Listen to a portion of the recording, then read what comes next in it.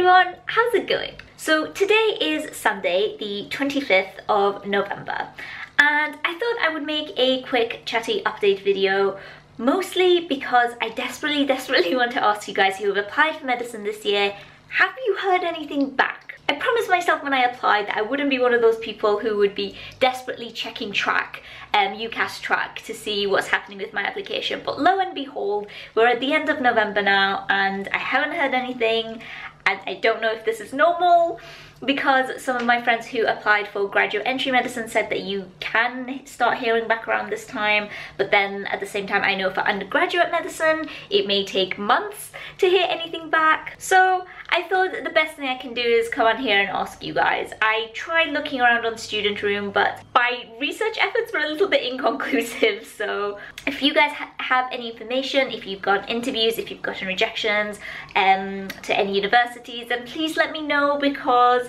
I am quite intrigued to find out. So anyway, as today is more of a casual chatty vloggy video, I thought I would take you guys with me to the labs because gosh, I can't even remember the last time I made any form of a vlog. So it's been a while. I'm a little bit shaky, so bear with me, if you will. But I just thought since my last few videos have been a bit more informative, so talking about biomedical sciences exams, and I currently have a video all about my master's project and how I got on with that, I guess, in the editing process, I thought I would make something a bit more casual. But having said that, if you do have any questions for me and if you do have any suggestions for what kind of videos that you would like me to make, then leave them below because it's really useful for me and it's good to know what you guys like to see. Alright, all of that said, I guess let's head to the labs. See you there.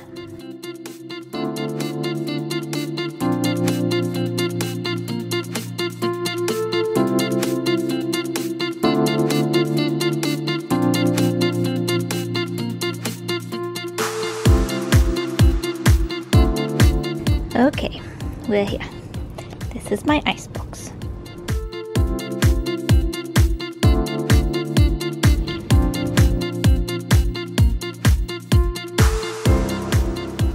Okay, so now that I'm all geared up, I am going to coat my ELISA plate, and while I do that, as promised, I can talk to you a little bit about the interview prep.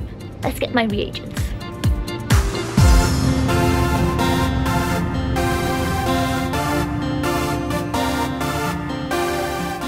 Okay, I'll put you guys there. So, while I wait for my capture reagents to thaw, I guess I can tell you a little bit about the interview prep that I mentioned in the intro. So, I'll be perfectly honest with you, yesterday was the first day that I actually started looking at a little bit of interview prep.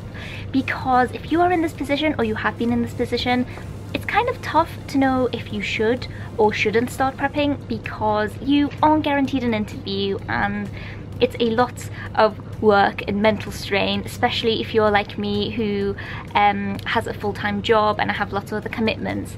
It's kind of difficult to know where you should spend your time. Having said that, the thought of not doing any prep at all was starting to give me anxiety, so I thought I would start with the basics. I do have a book all about interviews, but I thought the best place for me to start is to just look at my own personal statement and I guess read back on what I mentioned about my previous projects and about my job so that I can get reading as much as I can so I can be prepared if they do ask me any, I guess, tricky questions. See, that's one thing that I am struggling with quite a lot, is not knowing the depth to which they're going to ask me questions.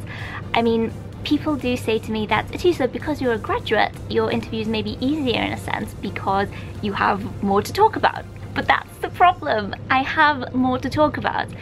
They could potentially ask me questions on my 2 undergraduate research projects, my 2 master's research projects, my current job. So yeah, that worries me. And I'm telling you this now because yesterday that was supposed to be my interview prep day ended up being an entire day of reading papers about my job, and my god, if you guys work in immunology, it is a complete and utter wormhole. Like, you start and you keep going and there's just more to learn. But I do feel a little bit calmer knowing that at least I've started. Now, I might share with you some of the resources and some of the other things that I am doing / have planned to do with regards to interviews, but I will show you all of those when I get back home. But in the meantime, my reagents have thawed. I feel like a beauty vlogger right now. So this is what they look like. I'm going to coat my ELISA plate so that I can run some samples tomorrow. And yeah, after that I will get home and we can continue our little conversation. Alright, I guess I will leave the camera rolling in case anybody's curious. My desk is a hot mess.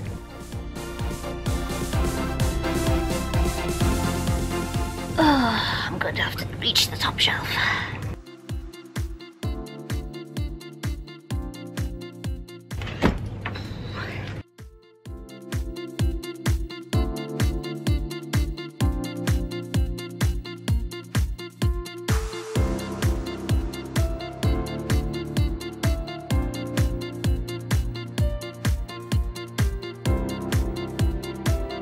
Alright, very nearly done. Just need to cover my plate and we can head home.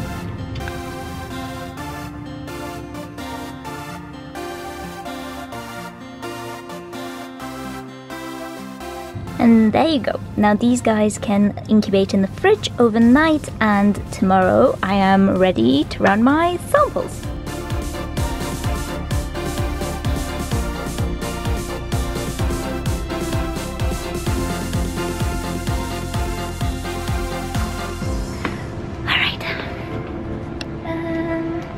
Whenever I leave the lab, I always feel like I'm forgetting something.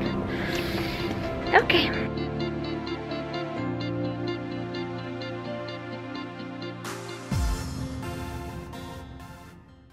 Hey everyone! So it's actually much later than when I first started filming, because when I got home from the labs, I decided to have a nap. And that nap went on for a bit longer than I thought. But as promised, I just want to have a little chat to you about the interview prep that I was telling you about earlier.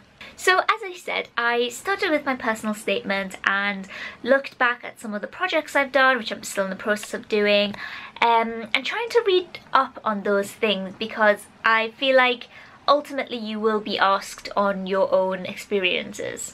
I think especially for schools like Oxford, which are quite academic, they may want to know a lot more about your projects and dissertations and the things you've written or worked on. But the other thing that I've been doing, and I just want to briefly mention it here because I think it's quite useful, is I went on Medic Portal and they have an entire bunch of interview questions that you may be asked, not necessarily MMI, but just general questions.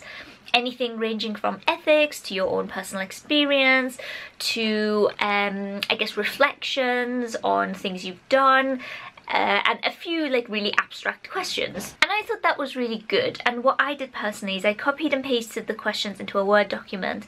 And at some point, I think I will like to sit and try and answer those.